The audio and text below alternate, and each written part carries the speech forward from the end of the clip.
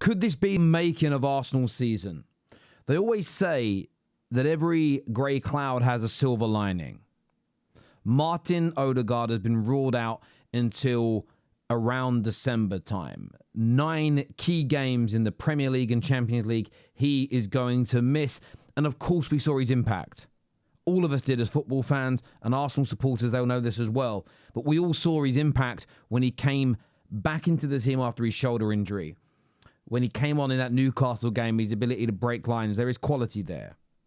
But could this present a few opportunities for Eze to establish himself in that attacking midfield role? Could this establish an opportunity, almost forcing Arteta's hand to a point where all the negative narratives surrounding Odegaard being dropped and Eze being played centrally are now put to bed? And could Arsenal find more balance after this injury? I'd love to get your views. I'd love to get your opinions on this. Could this be a way of trying out a few new areas? Also, the likes of Ethan Nwaneri, them getting more game time and opportunity. Now, let me, before we go any further, like, share, and subscribe. Thank you all very much for doing that. It's humbling always. Odegaard being injured isn't something to celebrate. I'm never going to make that claim. And of course, most Arsenal fans, most sane Arsenal fans, would rather he be fit and every single player in the squad be fit, because more options is key.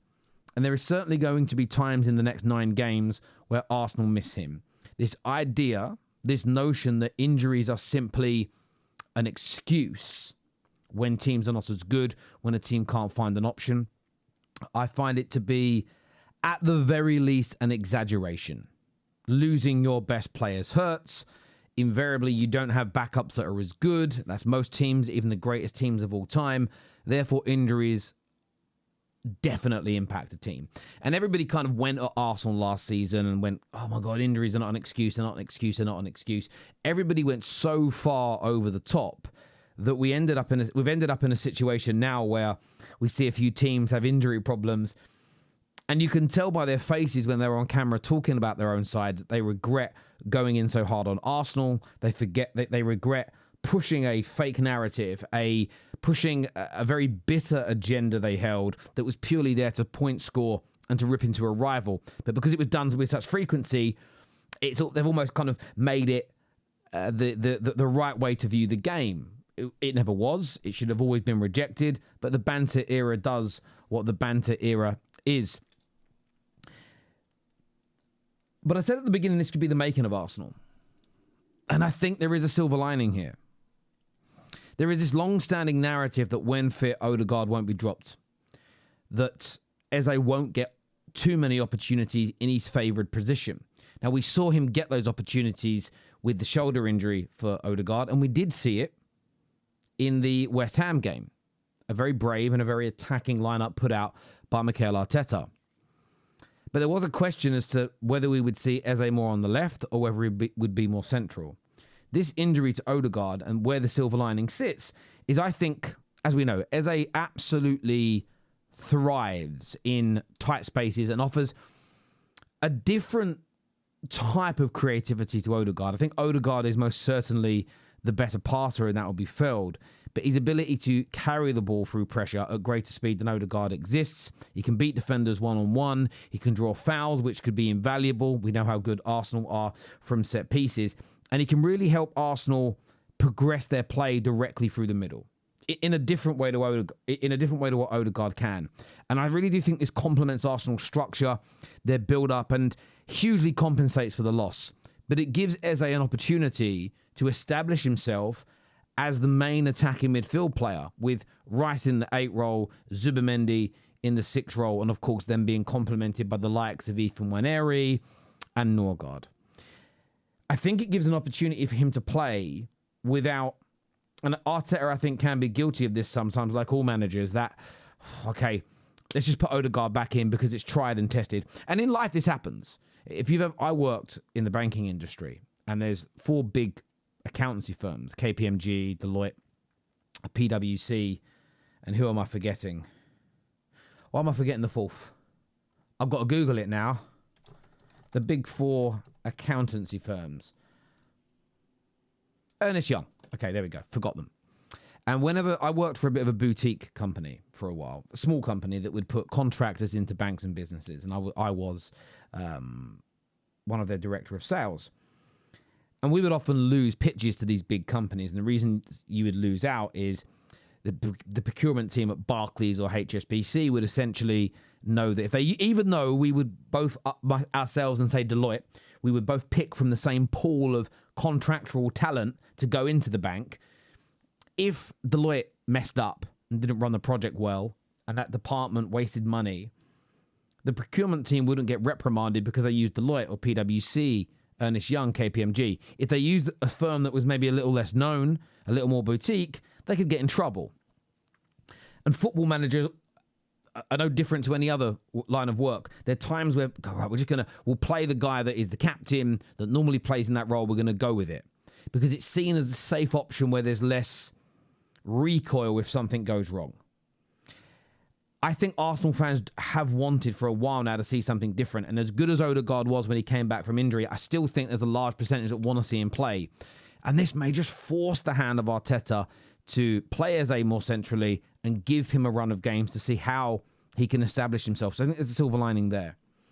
This also might create better fluidity on the left-hand side. I think Eze can play there and play there well. But I think what's been brilliant for Arsenal so far this season has been Calafiori with his overlapping. And Martinelli has come on from the bench and looked great. Trossard has also been very good. And they're both starting to improve. And if Arteta can then go, right, Eze, you're central for a while. Trossard, Martinelli, you're fighting it out for that left-hand position. I want you both giving your absolute all, whether you're starting or you're coming on from the bench. If it does go wrong and they're playing badly, Eze can go to the left. You've got Waneri that can play in the centre as an example. So there are still these options there. But I think it's a really interesting combination now around creating that balance. And more balance in the attack, I think, is what could lead to more goals for Victor Gyökeres. I also think the one thing I would say about Eze being in the 10 role is how that could really help, especially Saka on that right-hand side. Now, Saka and Odegaard link up very, very well with one another. But Eze is somebody who is far more comfortable moving into a wing position than Odegaard is. He's better out there than Odegaard is. And I think, for me, one of the things about Bukayo Saka I love, yes, he can run on the outside, he can beat a man, he can be heavily creative, but he loves to cut inside. He can operate centrally very, very well. Having a player like Eze that enables that to flourish, enables that to be explored on a more regular basis, whilst maintaining a strong presence out wide to work with Uri and Timber and or Ben White, I think is really, really important indeed. I also think what this will help is it will help drop a narrative for a while. And I think that the Arteta outers, right now, they are clucking. They need a fix. They're in the corner scratching. They're in the corner stressing because for the last 3 to 4 weeks, there's been nothing really substantial they could complain about. They've tried to actually blame Arteta for Odegaard's injury, although it was his shoulder that was hurt, not his knee. We've heard them blaming him for cold pizzas. But the complaining has really fallen upon deaf ears in the last 4 to 5 weeks because Arsenal have had brilliant results, top of the league, started the Champions League campaign very well.